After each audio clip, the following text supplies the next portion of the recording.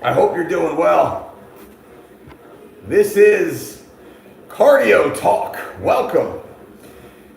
So, as I dual stream to our YouTube channel here, and we speak to our Instagram live audience here, what a great time to discuss cardio, whether or not cardio is necessary for fat loss.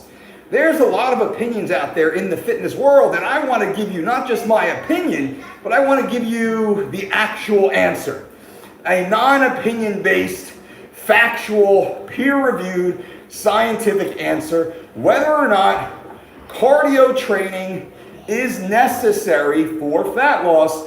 But briefly, what is cardio? Well, cardio is a form of activity that creates a stress on the heart, the cardio part of the term, but also we say the cardiorespiratory system, right? Cardiovascular, everyone thinks cardiovascular, that's great, that's correct, but I want you to think about cardiorespiratory, right? That's your body's ability to pull in oxygen, to metabolize that oxygen, to use that oxygen, and then to exhale that oxygen, and also your fat. Whoa, what are we talking about here? So, thank you guys for being here, Instagram audience and YouTube audience. Who would have thought the two worlds shall merge? Thankfully, for technology here in my home gym on my pre-core, my elliptical. It's raining at the beautiful Jersey Shore, so I'm getting my 50 minutes of fasted LISS in right now. LISS is low intensity, steady state, cardiorespiratory training. Cardiovascular is baked into the cake. We all assume cardiovascular. That is inferring the activation of the vascular system, your heart's ability to push blood through the circulatory system, through the veins, right, the vascular side of that. But I want you to remember respiratory, because respiratory is the most important part outside of the cardio function. So, a few people I respect, gentlemen like Dr. Mike Israetel from RP Health, RP Strength, I believe. The gentleman over on the Mind Pump radio show, Sal and the guys. Well, they are very clear that they do not believe cardio is necessary, going so far to say avoid cardio until absolutely necessary, even up to like the last 2 weeks before your quote show date. Well, we have to wipe that away because they're wrong. And much respect, love those guys, and we can speak about it. I'd love to have a conversation. We can speak about it, but here's why they're wrong. Number one, no judgment. They're predicating much of their experience on performance-enhancing drug use. Okay, well, you can make a lot of errors when you're using PEDs as a catalyst for fat loss, in that the PEDs accentuate the mobilization of stored energy as body fat. You can do really nothing and dramatically alter your body composition through the use of, I'll even say the intelligent use of performance-enhancing drugs. Right? So they just put that out there. That matters. That matters. But the next part, more importantly, is not performing cardio, which is activity, right? Many forms of activity. We can talk about zone 1 training, zone 2 training, zone 3 training, zone 4 training, zone 5 training. All 5 zones, as have become popular, all 5 zones should be incorporated into your overall training routine. Now, should you be spending the majority of your time in zone 1 and zone 2 training, you will be oxidizing a greater amount of stored body fat over a longer period of time. Well, why is this? Well, first and foremost, you're improving your aerobic function, your aerobic capacity. You're improving your cardiorespiratory system as well as your cardiovascular system. You will now, because of zone 1 and zone 2 training, you will be much more capable of training at higher levels during zones 3, zone 4, zones 5. So to Dr. Mike and the Mind Pump boys, to their point, yes, you should also be training with resistance to build, to maintain current muscle tissue, to build new functional muscle tissue, to increase the metabolic rate as a result of your muscle tissue. That's all true. Zone 1, zone 2 training will improve your ability to perform in zones 3, zones 4, zones 5, thus allowing you to build more lean, healthy, functional muscle tissue and maintain the tissue that you currently have. Okay, next. You can train zone 1 and zone 2 all the time. All the time. There is literally neutral invasion to your ability to recover from zone 1 and zone 2 training. Once we get to zone 3, zone 4, zone 5, your training is limited. It is simply harder to train zones 3, zones 4, zones 5. It is harder to recover from zones 3, zones 4, zones 5. So the more zone 1, zone 2 training we can employ, the enhancement to our metabolism, the greater the cardiorespiratory, cardiovascular system is optimized to further recover from zone 3, zone 4, zone 5, and support zones 3, zones 4, zones 5. So excluding cardio, avoiding cardio, unfortunately reduces your zone 3, 4, 5 output. So by not doing cardio, you are a lesser version of yourself, athletically, performance-wise, impeding performance and also overall body fat. But now the most important part of this conversation, and thank you guys for hanging here. The most important part of this conversation, Dr. Mike and the Mind Pump boys say, you don't need to do cardio. You don't need to worry about burning more calories. Simply reduce the calories you're already taking in. Full stop, wrong. And I'll do battle on this hill. Caloric reduction is the last component of fat loss. Reducing calories is the last step. And if you must resort to caloric reduction, you have likely made multiple mistakes along the way, such as ignoring the powerful benefits of zone 1 and zone 2 cardiorespiratory training. What does this mean? Now, let's give you an example here. Me right now, my maintenance is about 3,200 calories per day. I am in the middle of a shredding diet. You followed my work and my updates, what have you, for the last couple weeks and months. You've seen me continuously, dramatically change. Over the last 3 months, I have not dropped my calories. I have not dropped my calories. I'm still eating near 3,200 calories per day at 5'10", 204 pounds dry this morning. Fucking shredded.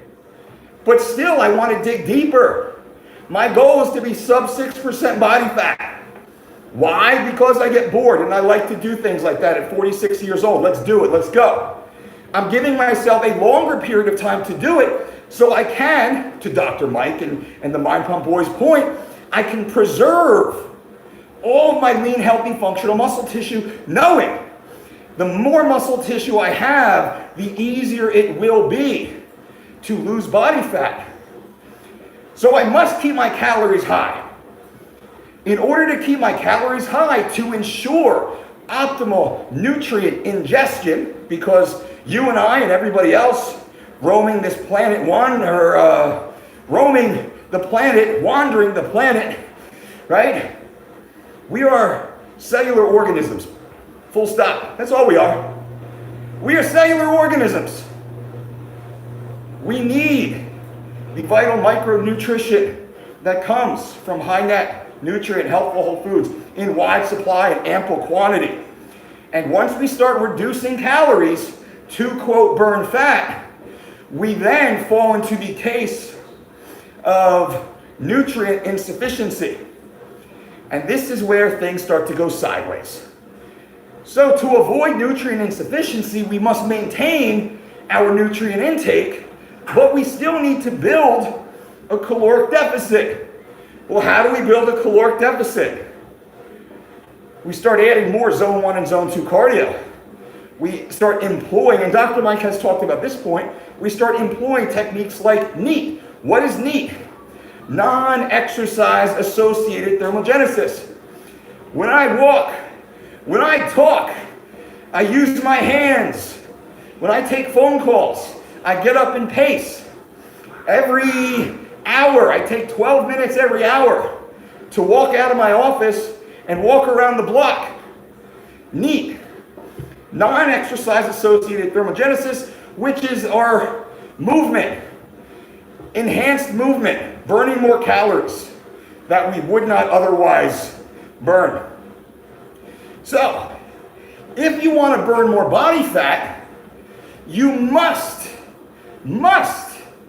add zone 1 and zone 2 cardiorespiratory activity before dropping calories. And I would say never drop calories. I want to increase my energy expenditure to maximize my nutrient ingestion during a fat loss phase to further enhance my muscle maintenance and muscle building and also performance. Because you know, dropping calories sucks. All of a sudden you're hungry all the time, you're moody all the time, you're not happy all the time. Who is it? Dr. Mike has his CEO on the show. Forget the gentleman's name, my apologies, but he basically talked about how much it sucked. How does it suck? He talked about how like he's damn near dying because he's expending 11,000 steps per day. That's easy. That's easy. I'm averaging over 15,000 steps per day. I feel amazing because I'm fully fed. That's the difference. He, on the other hand, has taken a deep dive into caloric reduction where I have not. So he's dramatically reduced his calories while fighting and struggling to maintain any energy output. He just can't deal with it. What's the point of that? That makes no sense to me. It makes no sense to be lean and have no energy. That makes no sense. I want to be lean and strong and powerful and agile and athletic and fully capable and fully functional and emotionally satisfied and grounded. Right? So the way to do that is to keep your calories at or near maintenance. And I even start mine at a surplus. We run concurrent carbohydrate and calorie cycles while we systematically increase our zone 1, zone 2, zone 3, zone 4, zone 5. Which is amazing because we're humans. And as humans, we must fully express ourselves. And don't say you're too busy for that. Why? Because I'm 46 years old. I own and run 3 businesses full time. I'm happily married and I have 2 young children under the age of 8 in my house, 7 and 5. I have all the stuff everybody else has. All the responsibilities, a big old yard I gotta clean and work and mulch and do all this stuff. I gotta clean my gutters, all this stuff. I got all this stuff everybody else has, and I wanna be mid-single digit body fat percentage. Right? So to complain that doing cardio is hard, that I'm gonna be a little controversial here. That is a weak mentality. It is a weak mentality. Get your ass up and move your body more. You're not busier than I am. A lot of busy people, I work with a lot of busy people. They're not busier than I am. They just don't prioritize their time accordingly. So, hopefully this helps. Happy to answer any questions. Let me briefly, I'll answer some questions here on Instagram, then I'll answer some over on YouTube. I'll go back and forth for a few moments as I finish up my own cardio session here. Primate says for cardiovascular strength, jumping ropes or treadmill, run, jog. All of it. Diversify your training. All of it. Now, if you are a skills athlete, if you have a specific goal, then bias your training more towards the skill set you must express during competition in your chosen sport. If you are just a regular folk, a civilian, like the rest of us, I have nothing coming up. I have no competitions coming up, right? So I try and do a little of everything. We must, as humans, be able to run and jump and skip and crawl and leap and bound and tumble and heft and heave and squeeze. We must be able to do all of those without hesitation, without problem, without dysfunction. If you cannot do those, well, hey, human, you got something to work on. Ahmed says, walking for 1 hour after a lift, good for fat loss and muscle gain without muscle loss. What I would do, Ahmed, is I would do 45 minutes of fasted zone 1, zone 2 cardio first thing in the morning, and then I would spend 15 minutes walking after your resistance training. Why is that? Because during your resistance training, let's say you did an hour and 15 minutes of resistance training, which is probably less time than most people spend in the gym because they're scrolling the Instagram, they're wasting time in between sets, they're not structured, they're not efficient. So let's say it's an hour and 15 in the gym. You're in the gym for an hour and 15 minutes, you're pushing and squeezing and hefting and heaving, that's all fine. You're expending stored glycogen, you're using the glucose that's currently circulating in your bloodstream, and hopefully by the time your workout's done, you don't have much left in that tank. Then you get on the treadmill and you start walking zone 1, zone 2, so you can then, number 1, continue the calorie burn, total caloric expenditure. Number 2, you can warm down from the higher intensity exercise, as I believe Yoel Jameson had spoken about recently. People warm up from exercise, they do not warm down, therefore they do not initiate the muscle building process for a longer period of time post-workout. Very true on that. Number 3, we can tap into more of the fat stores, but you don't need to go much more than about 10 to 20 minutes post-resistance training. I hope that helps. Regards from Venezuela, I appreciate that. What heart rate do I need to be for zone 2? I actually did a video on this 2 days ago on our YouTube channel. You should go and listen to it. Zone 1 training is approximately 50% of your max heart rate. What is your max heart rate? Easy. Body weight minus, or age minus 220 in general. Let's say you're 40 years old. Your max heart rate is around 180, generalized statistically amongst the population. Could be higher, could be lower. So it's around 180. Zone 1 would then be 50% of that 180. That's around 90 beats per minute, give or take, 90 to 110. Zone 2 is now 60% of that 180. So now we're looking at around 120 to 140. Zone 3, 140 to 160. Zone 4, 160 and up. So it goes up 10 to 20 beats per minute every zone. But depending on age, depending on activity, depending on experience, all of that certainly matters.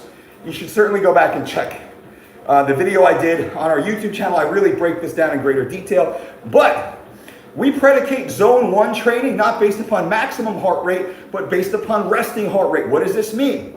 Zone 1 training should be reflective of your resting heart rate, not your max heart rate.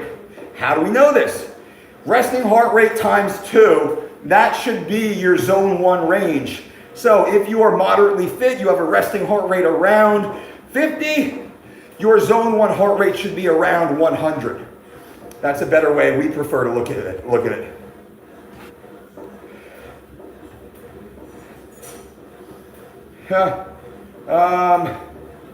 Milk Mike, I went to a masseuse and they said I need glucosamine. What are your thoughts? Lower back is shit due to your trade. Did you have a blood test done?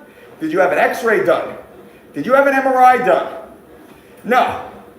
We do not here suggest supplements ad hoc without data, right? Without data.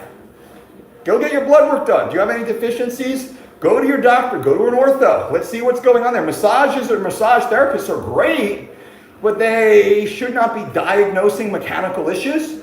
They should definitely not be suggesting supplements. That really makes no sense. Let me jump over the YouTube page here.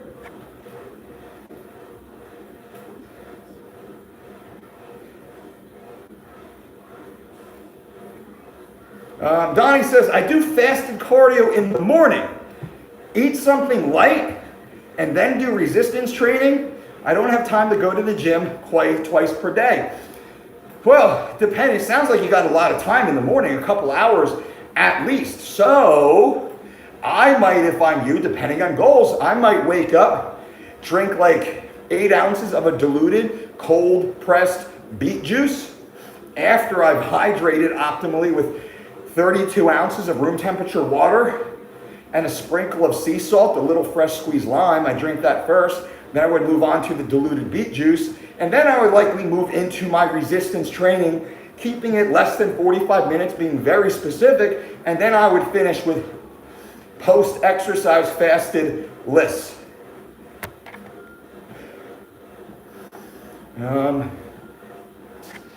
Nick says Arnold Schwarzenegger even talked about the value of cardio because it works. The goal of fat loss, my friends, is to eat as much food, as much high net nutrient healthful whole food, eat as much food as you can while losing fat. The goal of any fat loss routine is not to drop calories. Every fat loss routine my team and I has ever overseen, we always start, how do we build more muscle? First question, all right, so-and-so athlete wants to lose 25 pounds in the next 6 weeks. How do we build more muscle during that period of time while losing 25 pounds in the next 6 weeks? That is how we start every conversation in my war room. How do we build more muscle? Now, knowing that, the answer is never drop calories. Which is why I said dropping calories arbitrarily, well, that's a weak mindset. It's a soft mindset. And it is prone to disaster. Disaster.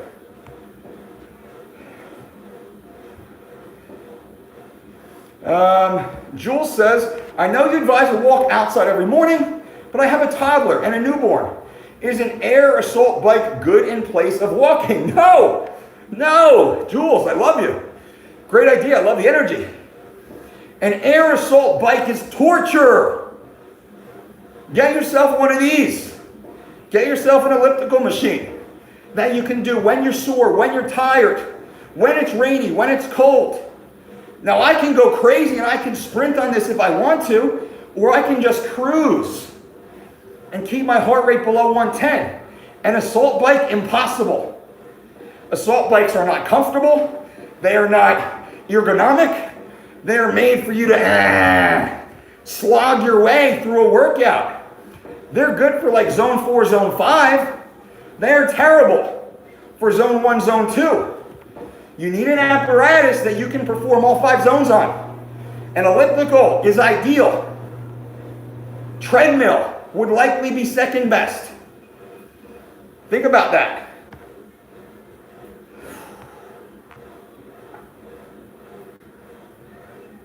I appreciate you guys. Thank you all for being here, by the way. Nice to see everybody's names pop up. Yep. Rice and curry. Tips to improve cardio. More exposure to cardio. Do cardio more. Do cardio more. That's the response. Yolanda, what's your response to Lane Norton? About his response to all the calories are the same. Lane's wrong. I will do a response, but Lane is just so emotionally exhausting, right? To be like around Lane, there's just so many negative aspects to a guy like Lane, his personality. He's not a good person, right? So I'd rather not be around a guy like Lane, talk to a guy like Lane, have back and forth interaction with a guy like Lane. But I will do the response because it's necessary. He's so wrong. It's going to be fun to rub his nose in his own idiocy. King Hap, what's up, brother? Coach Mike, been injured and off my foot. 90 days post-surgery, down 11 pounds, just using the Dolce diet. My man, brother. Frozen grapes to kill the sweet tooth. Boom! Amen. So here he is. My man, King Hap, injured, foot surgery, off his feet for 90 days, and he still lost 11 pounds following our program. What more can we say? Talk about effectiveness. The Dolce Diet Cookbook is like a treasure map, ladies and gentlemen. Thank you. I appreciate that. And guys and gals, right now, if you go to my site, thedolcediet.com, we have a 7-day free trial. 7 days, every recipe. We have over 200 free recipes.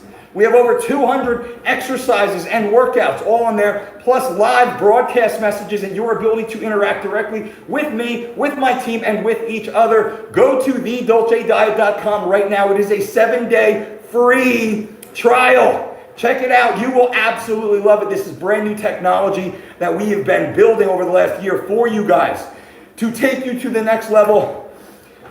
Check it out. You will not need a personal trainer. You will not need to worry anymore about what you should do. You like this information? This site is going to be chock full of this exact information, plus special guests you will not see anywhere else.